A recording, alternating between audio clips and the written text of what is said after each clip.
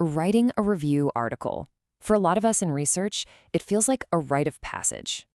And one that, let's be honest, feels like a marathon you didn't quite train for. I'm sure that hits a little too close to home for some of you. It's this huge project with endless papers and that overwhelming feeling of, okay, where do I even begin? It's a massive undertaking. But what if you could change that? What if you had an AI co-pilot to turn that grueling marathon into a clear, manageable process? Well, today, that's exactly what we're going to explore. We're going to see how AI can make this whole thing not just possible, but actually efficient. Hey everyone, I'm Dr. Tazim Shahbaz. On this channel, I create content with practical tips on research and AI, all designed to make your journey a little bit smoother. Today, we are going to build a review article from the ground up, step by step, using a great tool called Jenni AI.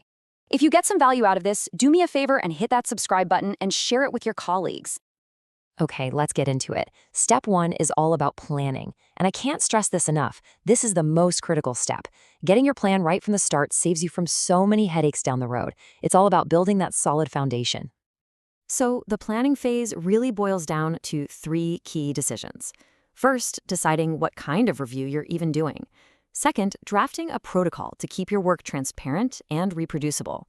And third, narrowing your topic until it's super focused. And the best part? AI can give you a major assist with all 3. And it all comes down to using the right prompts. You can literally just ask Jenni AI to help you figure out if your idea works better as, say, a systematic review or a scoping review. You can get it to draft a protocol or even take a broad topic and sharpen it into a focused question using the PICOS framework. These simple commands set you up for success right from the get-go. So once your plan is rock solid, we move on to step 2, searching and screening. This is where you dive into the literature. It's like searching for a needle in a haystack, and the goal is to find all the right needles without getting buried by the hay. This part is all about being precise and consistent.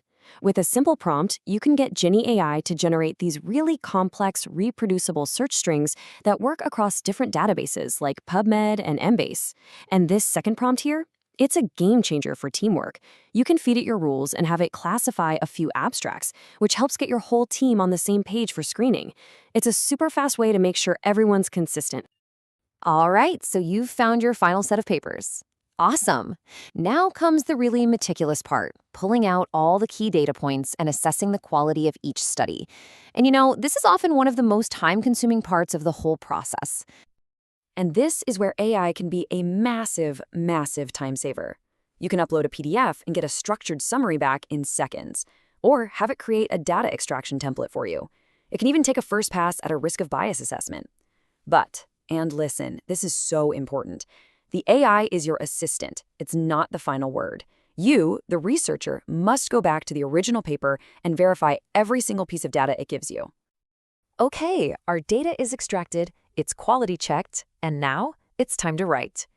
This is where so many of us hit that wall, right? The dreaded blank page. You're just staring at your beautifully organized data, wondering how on earth to turn it into a compelling story. It can feel paralyzing, but it doesn't have to be.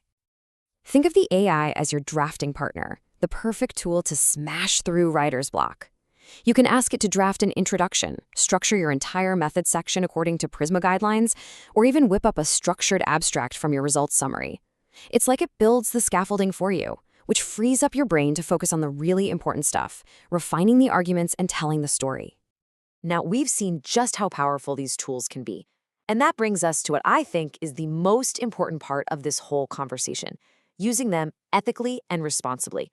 When it comes to scientific integrity, this is completely non-negotiable. It's really helpful to think about it as a clear division of labor. The AI's job? It's drafting, summarizing, formatting, maybe some brainstorming. But your role as the author and researcher, you are the critical thinker. You do the fact-checking, you verify every single citation, and you give the final approval. At the end of the day, you are 100% responsible for the final work. So let's call these the 4 golden rules of using AI in research. Think of it as your pre-flight checklist. Number 1, verification is mandatory. Never, ever trust a number or citation without checking the source yourself. 2, disclose how you used AI. Just follow the journal's guidelines. 3, stick to established standards like PRISMA. And 4, keep a detailed log of what you did for transparency. So what does a good disclosure look like? Well, something like this. It's perfect. Notice how it's totally clear and transparent.